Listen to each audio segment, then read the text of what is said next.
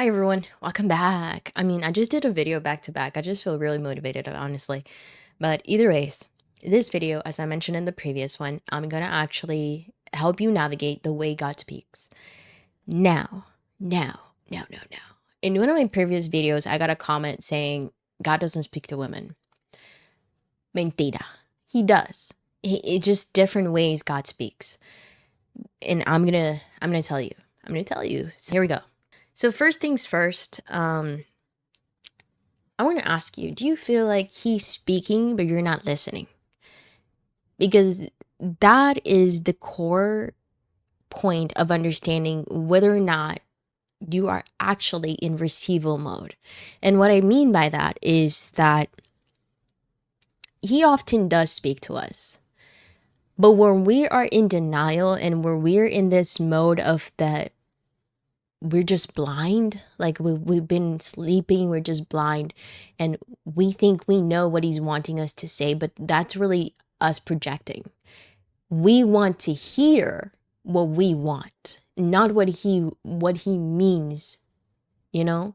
So not what he has for us. So when we're in denial, we tend to miss, and not even miss, we hear it and we just decide to ignore it because we're saying like, no, that can't be it.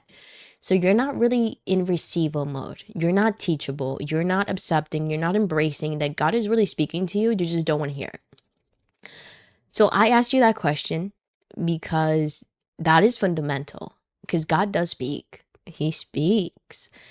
Now, there's a difference of his soft voice and then his more aggressive tone. And I'm not even saying aggressive, it's firm. Like there's a difference.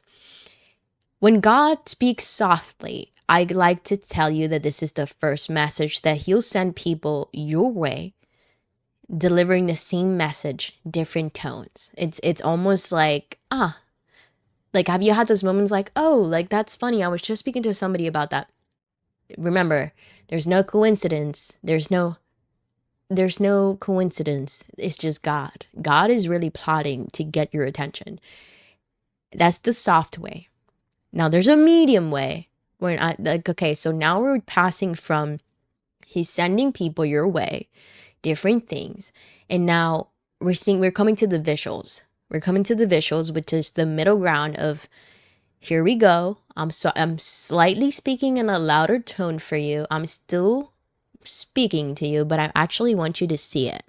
So this is the middle ground. This is the second way God speaks to you. And this is where you see a lot of things that you're like, that makes you stop in your tracks. And this could be numbers. This could be words, like certain words keep repeating. Certain people keep saying the same words to you. Oddly enough, like somebody comes about your way and it tells you that, and you're just like, like what made you come my way and tell me that? There's a combination. That's the combination of both visual and spoken. Now, when God speaks firmly to you,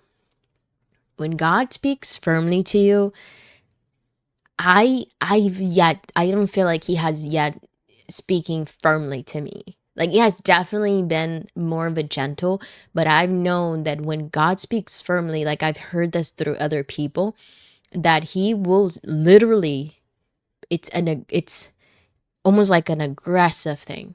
And aggressive in the sense that you never saw it. Like it would either make you shake in your boots, or it will make you go outside and just kind of look up in the sky and just be in awe. But it's like, oh my God, I've been doing that. And this happens to dreams. Like God will reveal something to you in a dream and you vividly remember the dream because it was one of those like interactive dreams where you're awake and you feel what everything that's happening in that dream, you feel it. But when you wake up, you remember. And then you have the one that it's somebody, and it could go in prayer. It can go literally somebody prophesying on you and you see it. And I've never had the experience of that. but well, not in that way. I've had it in a healing aspect, but not in that way. But that's another way. I've heard of other ways, but that's the most common ways that I've heard. So those are the three things that God uses when he speaks to you.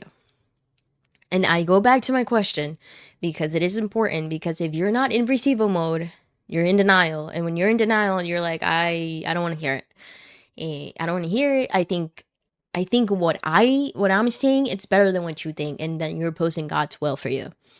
And guess what happens? Guess what happens? You didn't choose him, so you're gonna live out the consequences of your own. Yeah.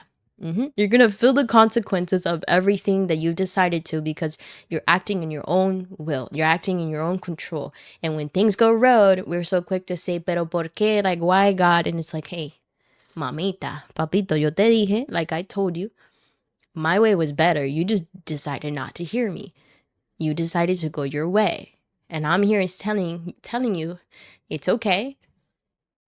Open arms, come back to me, and we can fix it. I can fix it. But you need to surrender. You need to let go. Let it be his will, not yours. Trust me. Trust me. It's hard. But God speaks. Don't be fooled. Don't be fooled. Don't be fooled. There's no coincidences. There's no coincidences. It's just really God. God manifests in different ways.